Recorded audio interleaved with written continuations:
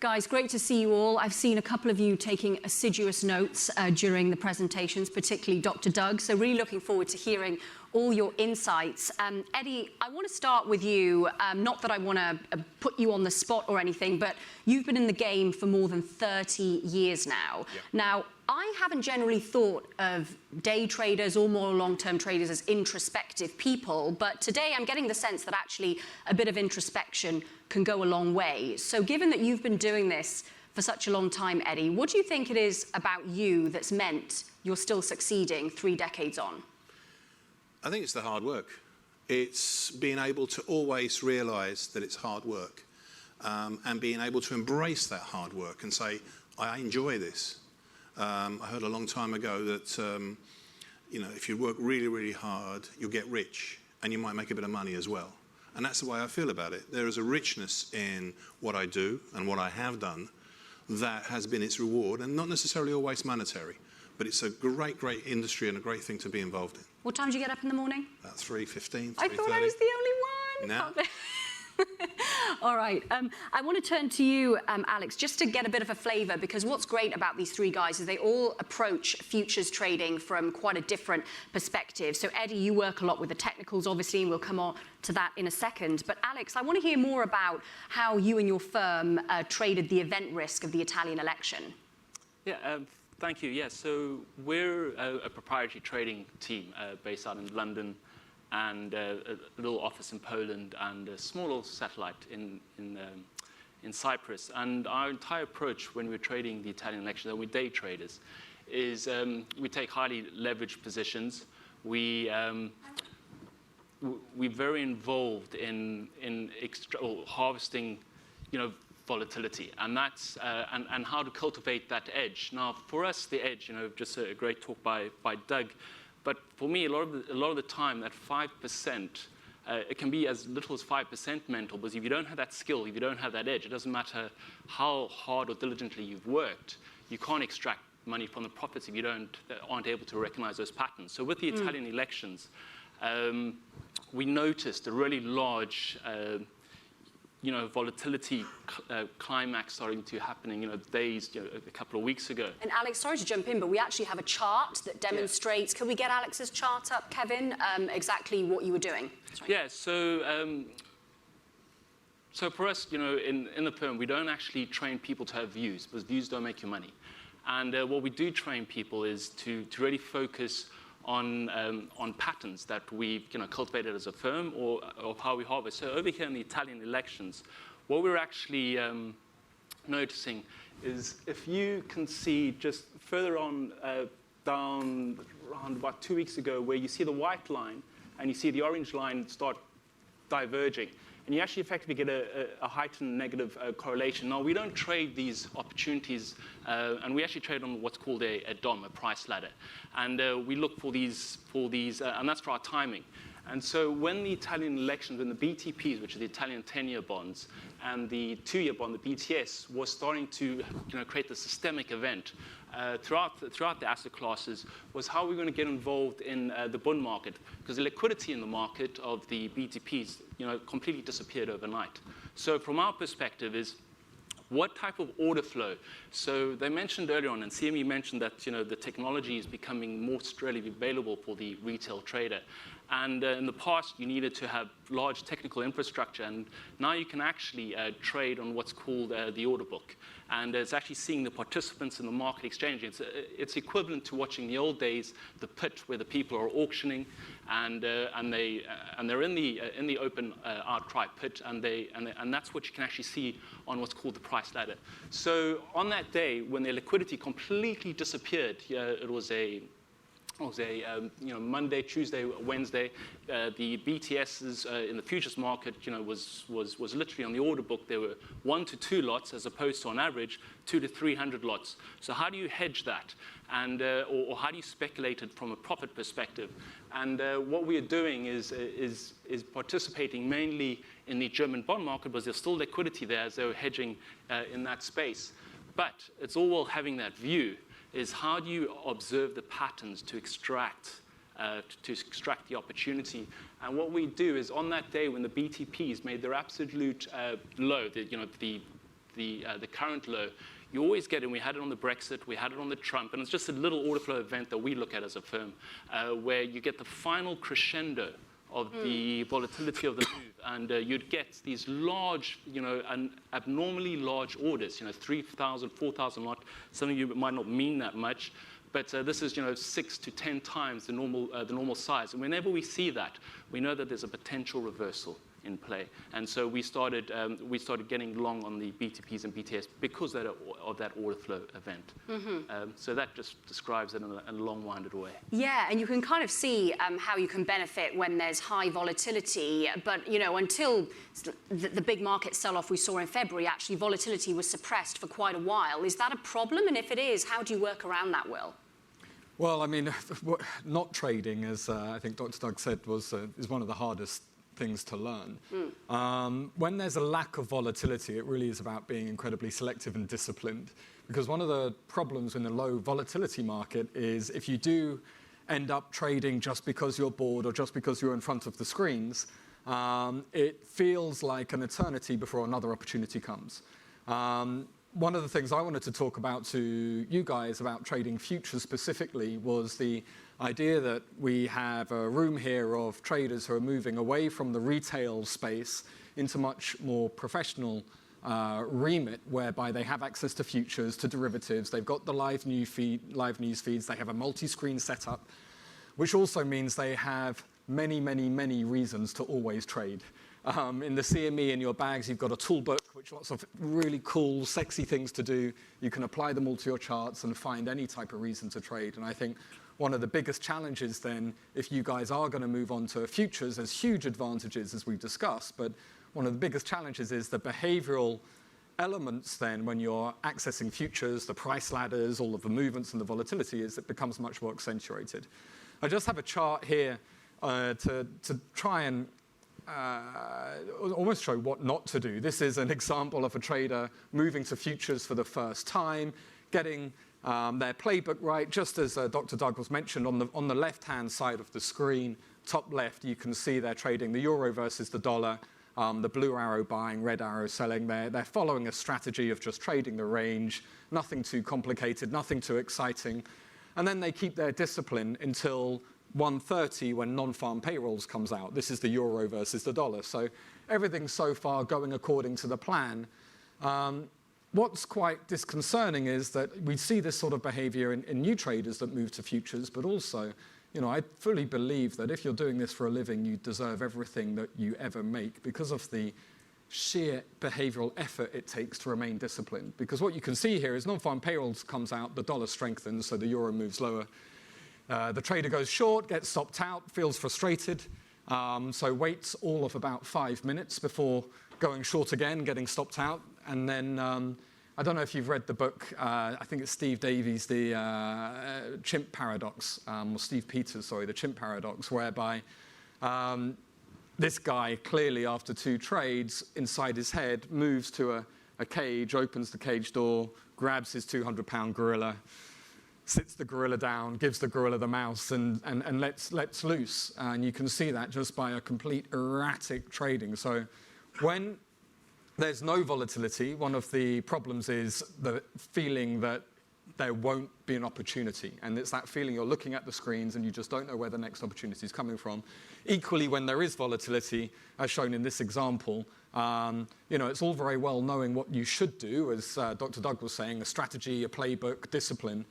It's just, I believe that when you move to futures, you probably do need to get burnt a few times and go through that process to learn the hard way about discipline, not to act in this way. Yeah, and Eddie, on that point, how much should you focus on the past in terms of learning from it for your next trade? Or how do you balance that with actually letting go of the past and just focusing on what's in front of you? I think with all forms, and this is talking from the technical analysis, you look at historically what's happened in the past and try to apply those lessons in the future. Right. Not all markets are the same, but there are plenty of things that you can actually use and say, this will apply in the future. There's a likelihood this will happen. It will probably move in this direction, or this sort of action will happen.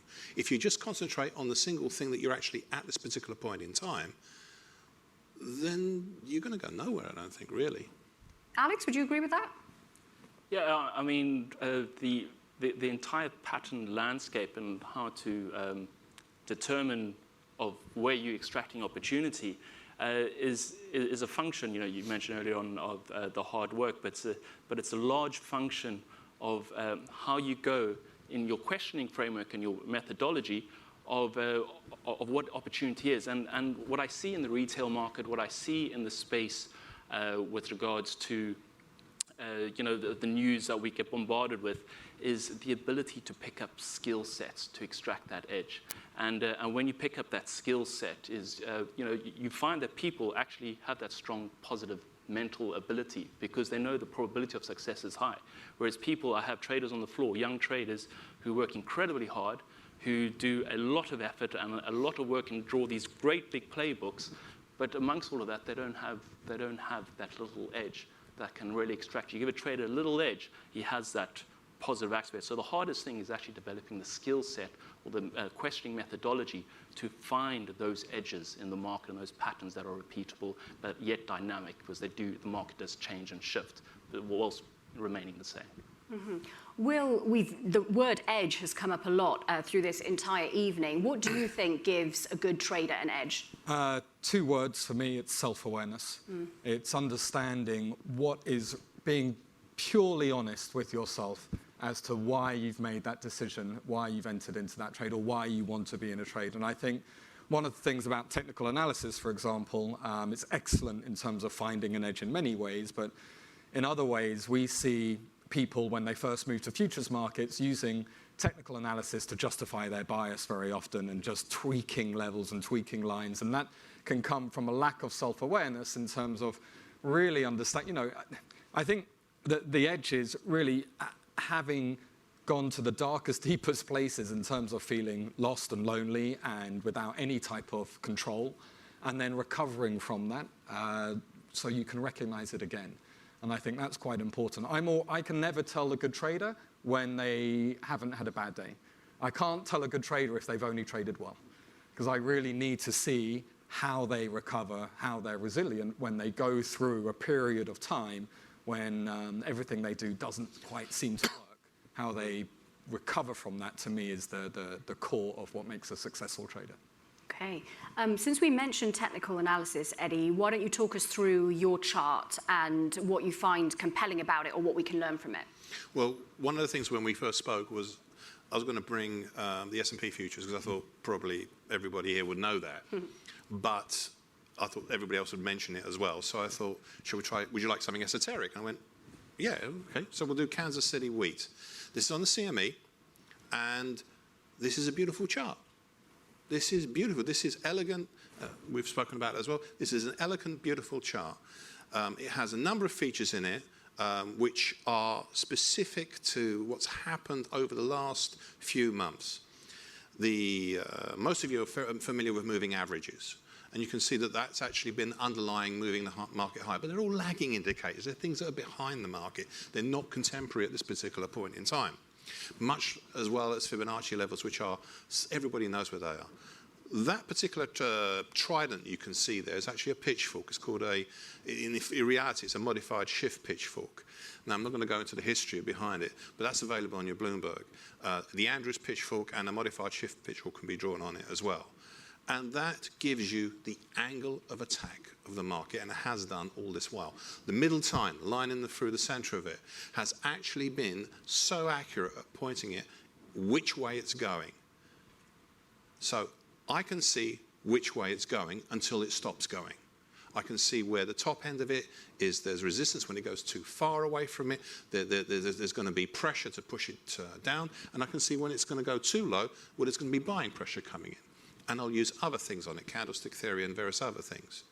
And again, talking about behavior analysis, one of the things, and something we spoke about as well, was the very first modern book on economics, probably, I think most of you would say, is Adam Smith's Wealth of Nations, 1775. In Japan, in 1750, Maneshi Hama compiled 3 books, and he compiled them. They were already knowledge that was already in the market.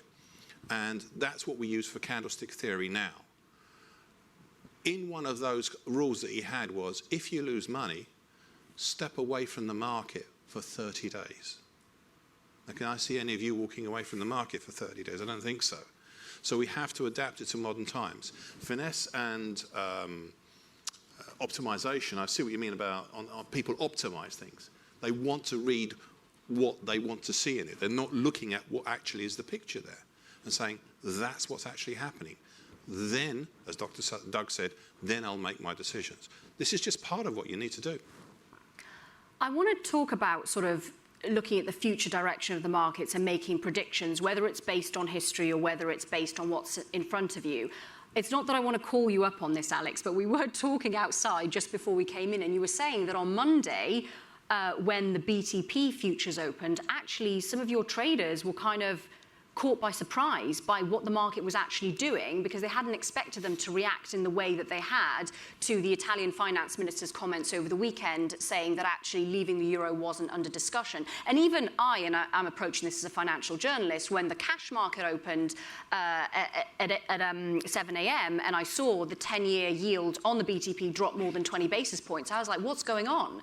So actually, can you always, well, obviously you can't because people get caught short sometimes, but how do you distinguish between those moments where you can actually predict and those where you can't?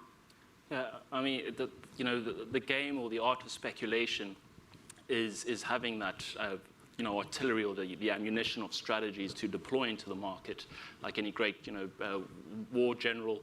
And, for example, what happened to a broad-based, our London team on Monday morning was a result. I mean, you get the news firing in, and we knew before, the hindsight analysis, we knew already on the weekend that, there was not strong Italian news of them leaving the euro.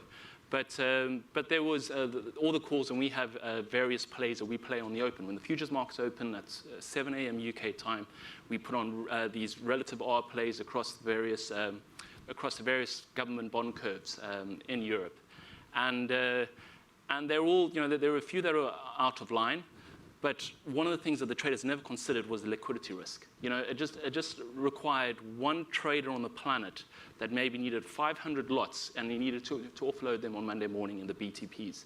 And so participating in a market, it's a lesson I learned when I dropped my entire account about 7-8 years ago on the chats on an ECB when there was no liquidity, and that was one of my first little affirmations and mantra. Don't participate in a market when there's no liquidity on the order book.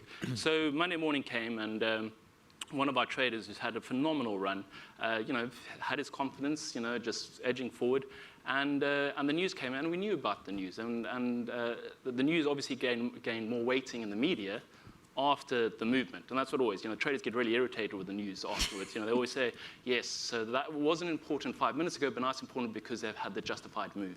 And so we lost, we lost a bunch of money, but the learning from that is don't participate. The bonds you could have still participated, but why trading? Why trade a market or expose yourself when the liquidity risk is heavy? And we've all repeated that mistake, but it's the learning you take from that. The next time you're faced with that same scenario, how you engineer yourself or how you navigate yourself around that opportunity. And the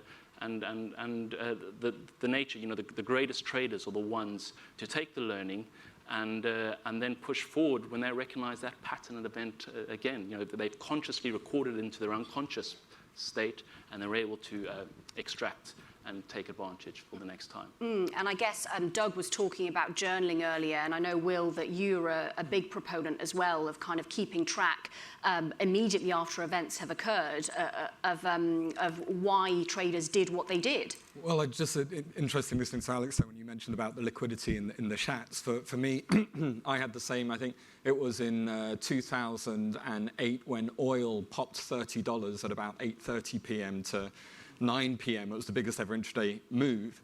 And I got hurt on that move. And what was interesting is that as you get more experience, if you are able, these sort of experiences don't leave you. You can probably remember minute by minute what happened on that Schatz trade. I can remember on the oil trade. And what happens as you get more experience is then you recognize it as another one of those.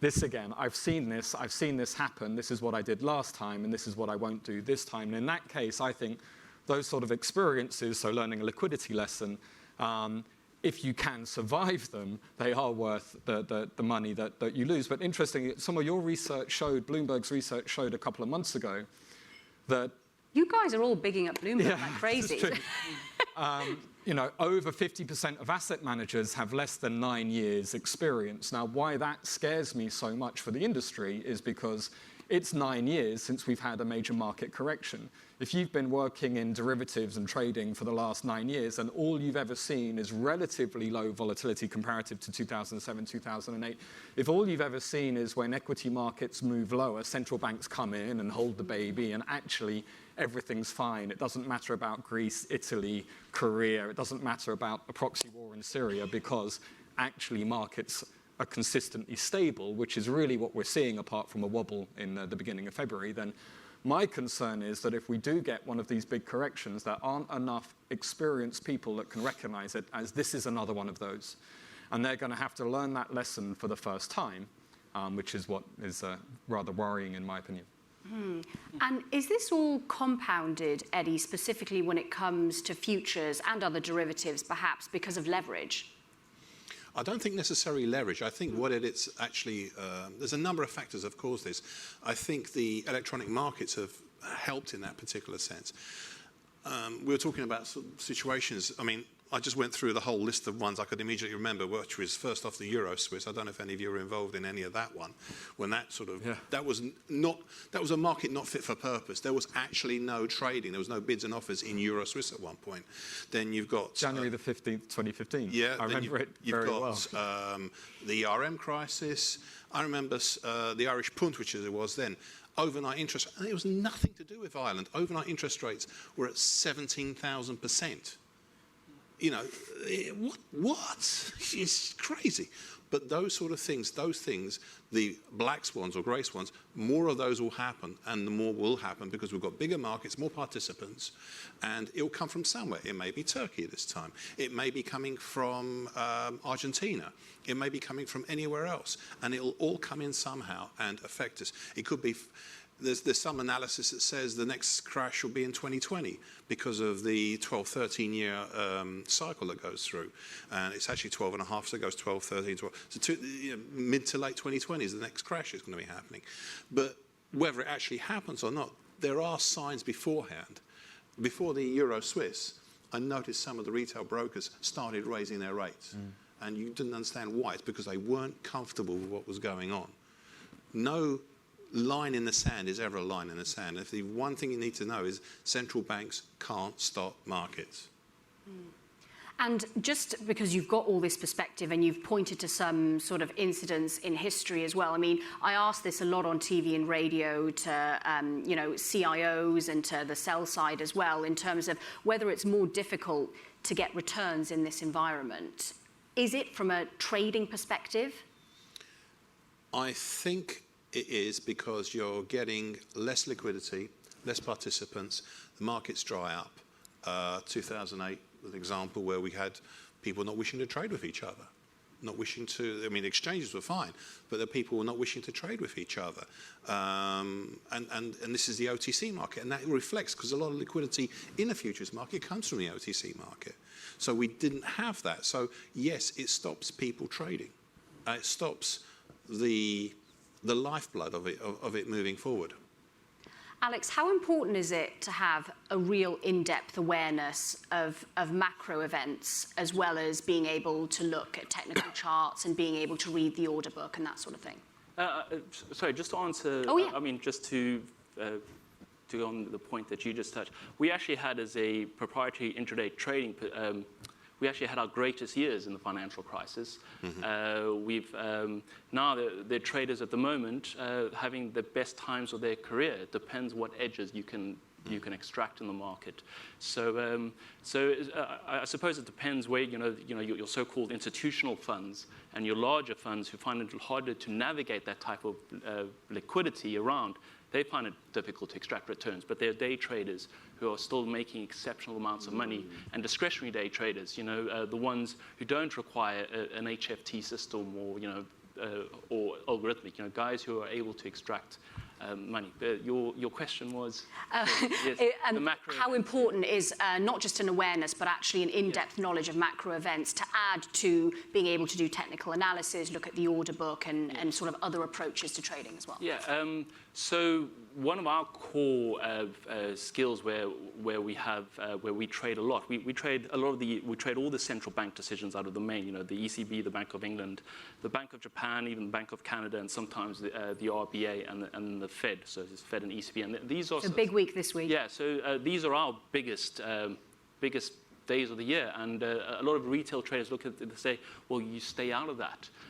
But for us, once you start building the narrative, and understanding the narrative against the contextual background of the technical landscape, and then overlaying that with your order book, which is really showing you the auctioning nature of the market, is where we start designing our strategy. And a lot of times you'll have on an event or on a day, you'll have the ECB that actually raises the rates, but the market wasn't technically ready to move in that direction because someone's been absorbing. You've been watching this person absorbing on the ladder between 28s and 35s for the last 3 days. That's information, order flow information that you can use on your overarching macro narrative that you've built up. So for us, the macro environment with regards to geopolitical events and central banks, there are patterns on how the news is released, how the market digests the news, and once the market has digested the news, how you could have even bigger news hitting the market, but the market digests less because the market becomes tired of the news. So it's understanding that entire timeline of events and when the opportunity starts coming to the market and when it starts dying out. And the best traders who are trading macro events using their technical approach as well are the ones who are able to isolate the ability when the sensitivity of the news to the market starts becoming dry, or when it starts really pushing up. So yeah, it's one of the most advantageous and one of the most opportunistic events for us as intraday day traders using the DOM, which is direct market access to the CME and the various products. You're nodding along, Will. Yeah, absolutely. I mean, I think at Amplify we definitely look at fundamentals as core, but there's a twist, I think. I know, I'm very sorry. It's using the F word. But you're going to like using the F word. You're going to like my twist. My twist is we try and get our traders to take one step back and say, right, this is what the fundamentals mean. This is what they should mean. But have that to one side. You now need to know what other people believe about these fundamentals. So use Greece as an example. In 2015, all of our traders had to learn about Samplas, the Syriza party, the intricacies of Greek politics mattered because that moved markets. Now you could have quite a major event in Greece, fundamentally, but actually the market doesn't care.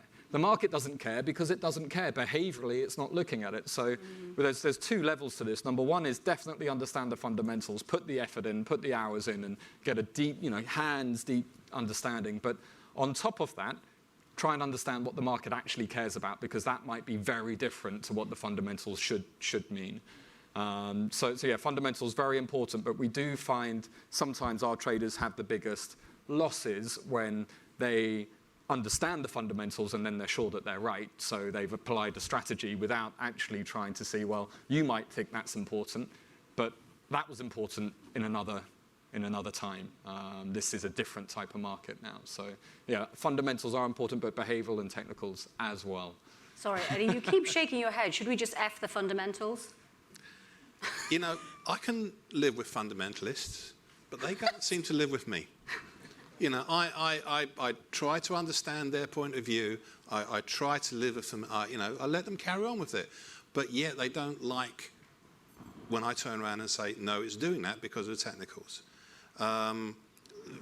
Today, when I was leaving, somebody from my grains there said, oh, that market's gone up back above your line because there was a USDA report came out today. United States Department of Agriculture report came out, and it helped. And I was like, and what? What does that mean to me? Nothing. I don't care. I really don't care. The chart tells you where it is. Everything is in the price. We trade the price. We don't trade what the USDA does. Then you trade a USDA stock or something like that. You're trading the chart. You're trading what's there. the product that was there. If you're not trading that, then trade something else. But it's the actual price you're interested in.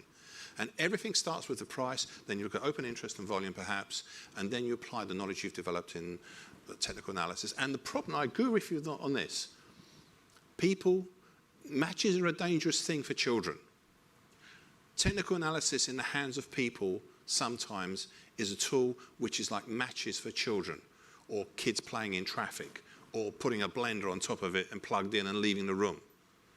You've got to learn. You've got to go through the societies that are appropriate, get qualifications, and learn about that sort of stuff, and then apply that.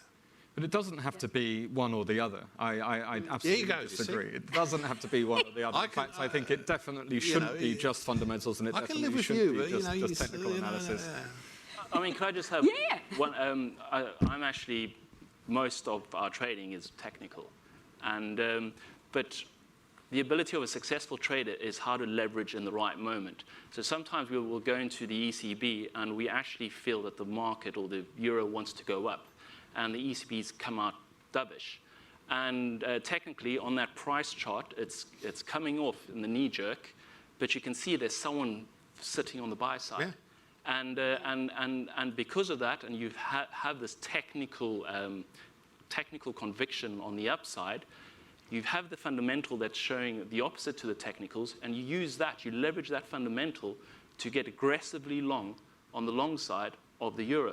So you're using that information to lean on your technical pattern, and then you're extracting opportunities. So sometimes using the fundamentals provides a lot of ammunition, a lot of fire to your leverage position to get that long that euro USD, because someone was actually sitting there on the buy side. I tend to think of it more like the fog of war that you get rather than fire. It just sort of obscures the view.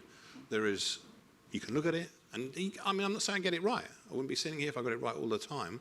I'd be out there on a beach somewhere. But what I'm saying is that this gives you an idea. It gives you the edge, which you're all looking for. All of them. All of us are looking for. We've talked a lot about the benefits of futures, but Will, what are some of the risks that someone who perhaps doesn't trade futures very much or is thinking of adding them to their portfolio, what are some of the risks to be aware of so that you can make the most of those? I mean, I think the biggest risk really is, as mentioned before, it sounds like a benefit, which it is. Obviously, they're cheap and easy to access, direct market access, no spreads. You've got all of the bells and whistles. And I think in a novice's hands, therefore, you can do yourself a huge amount of damage. And normally when people add futures to their portfolio, I think it's when they can really discover the addictiveness of doing this in this way. And it's when people are trying to do it for a living, to take it up to the next level, then they can fall into those behavioral traps that we've mentioned. Just because it's there, the ladders, the market depth, you can see all of these things that are trying to encourage you to please your vices. And I think the biggest risk with that then comes leverage and margin. Somebody puts margin in their account, what's the maximum size I can trade?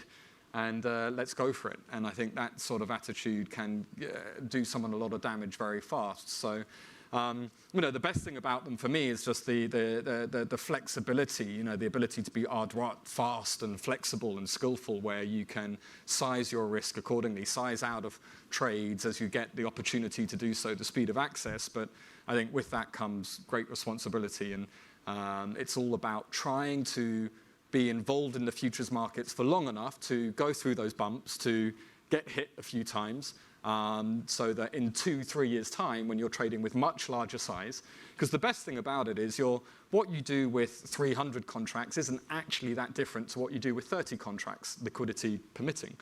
In terms of behavior, psychology, strategy, the reason behind the trade. So leverage can be exponential in terms of returns, which is great. But then obviously with that comes a huge amount of danger if you're not ready for that size. So you don't have to trade your maximum size and your maximum leverage. And I don't think 30 days rest is too much of bad advice, actually. I wish some of our guys would do that sometimes. I agree with entirely what you're saying. And I think it comes down to what we saw earlier on. Do you make a choice? Are you here for the hormonal buzz you're going to get from trading, or are you here to make money? And that's the first question you should ask yourself. When you wake up in the morning, and is that what I'm going to do? If it's the hormonal buzz, leave the screen, go away, do something else. If you're there to actually start trading, then do it properly.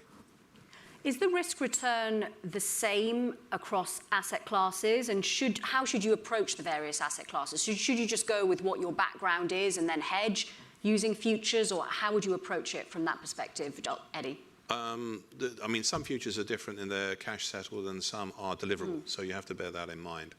But I would, for me as a chartist, I look at them all the same. Right. They may be that I actually look at something specifically and say, this doesn't apply. I can't use an Andrews pitchfork on this or a shift pitchfork.